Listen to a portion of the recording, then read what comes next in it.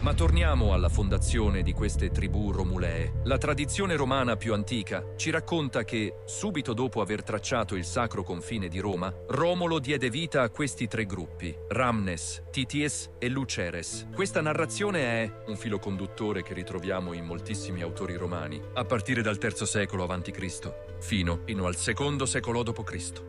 Un evento cruciale che si lega a questa istituzione è il famoso ratto delle Sabine. Livio ci narra come, in seguito a questo episodio, i Sabini guidati da Tito Tazio attaccarono Roma. Dopo scontri feroci, furono le stesse donne sabine a gettarsi tra i contendenti, implorando la fine del bagno di sangue. La pace fu siglata, con Romolo e Tazio che governarono congiuntamente, e una consistente parte della popolazione sabina si trasferì a Roma. La neonata città si trovò così divisa equamente tra Latini e Sabini. Tradizionalmente si colloca la creazione delle tribù proprio dopo questi eventi, intorno al 750 a.C. La persistenza di questa tradizione attraverso molteplici fonti antiche, sebbene spesso posteriori, suggerisce la forza di questo mito fondativo, un racconto potente che plasmò l'identità romana e la sua comprensione delle proprie origini. L'atto stesso di Romolo di stabilire queste tribù, come ci viene tramandato, implicava una divisione della popolazione per scopi fiscali e militari. Ogni tribù era guidata da un ufficiale chiamato tribuno e suddivisa in 10 curie, ciascuna con il suo curio a capo. Questa immediata connessione tra le tribù, la tassazione e l'organizzazione militare ne sottolinea l'importanza pratica fin dall'inizio. Non erano semplici divisioni simboliche, ma strumenti pensati per rispondere ai bisogni fondamentali del primo stato romano. Ora cerchiamo di capire qualcosa di più sui nomi di queste tribù: Ramnes, Titis e Luceres. Le spiegazioni tradizionali sono piuttosto dirette. I Ramnes avrebbero preso il nome da Romolo stesso e rappresenterebbero la popolazione latina originaria. I Titis deriverebbero il loro nome da Tito Tazio, il re Sabino, e sarebbero stati composti dai Sabini. Infine, i Luceres si pensa fossero formati da Etruschi, anche se la loro origine è meno certa. Plutarco, citando Varrone nella sua opera De Lingua Latina, concorda su Ramnes da Romolo e Titis da Tazio, ma per i Luceres indica Lucumo, un nome etrusco. Tuttavia, si fa strada un'ipotesi alternativa affascinante. E se i nomi stessi fossero di origine etrusca? Questa teoria suggerisce che l'istituzione dei Luceres, e forse anche delle altre tribù, potrebbe essere successiva, intorno al VII secolo a.C., in concomitanza con una significativa influenza etrusca su Roma. Questa ipotesi è rafforzata dalla posizione geografica di Roma, sul Tevere, confine naturale tra Etruria e Lazio. Fin dalle sue origini, Roma potrebbe aver ospitato una consistente popolazione etrusca. Alcuni studiosi si spingono oltre, proponendo un'origine indo-persiana per Ramnes, collegandolo a eroi mitici come Rama, attraverso influenze greche ed etrusche. Le diverse spiegazioni per questi nomi, che spaziano da Romolo, Tazio e Lucumo, a una possibile radice etrusca per tutti, ci mostrano la complessità e l'incertezza che circondano le vere etimologie e la composizione etnica di queste tribù. Forse una fusione di figure leggendarie con gruppi etnici più ampi, o interpretazioni successive delle origini tribali? Se i nomi stessi fossero etruschi, ciò metterebbe in discussione la semplice divisione etnica latina sabina etrusca e suggerirebbe un'influenza etrusca più profonda sulle istituzioni romane nella fase iniziale o una successiva rilettura di strutture tribali preesistenti. Ma come si rifletteva la struttura etnica e sociale della Roma arcaica in queste tribù? L'opinione prevalente era che le tre tribù romulee rappresentassero i principali gruppi etnici: Latini, Ramnes, Sabini, Titis e probabilmente Etruschi, Luceres. Questa interpretazione si allinea con la leggendaria fusione tra i seguaci di Romolo e i Sabini di Tito Tazio, senza dimenticare la potenziale presenza etrusca dovuta alla posizione di Roma. Tuttavia, dobbiamo considerare la struttura sociale primaria della Roma arcaica, la divisione tra patrizi, una piccola elite che deteneva il potere politico, e plebei, la maggioranza della società. I patrizi facevano risalire la loro discendenza al primo senato di Romolo e le gentes, i clan familiari, formavano l'aristocrazia. È interessante notare che le 16 tribù di voto più antiche della Roma successiva portavano i nomi di antiche gentes patrizie, suggerendo un possibile legame tra le prime tribù e la classe patrizia. Inizialmente si pensava che solo i patrizi potessero potessero appartenere alle curie, le suddivisioni delle tribù. Tuttavia, l'argomentazione di Mommsen a favore dell'inclusione dei plebei nel voto fin dall'inizio o da una data precoce è oggi generalmente accettata.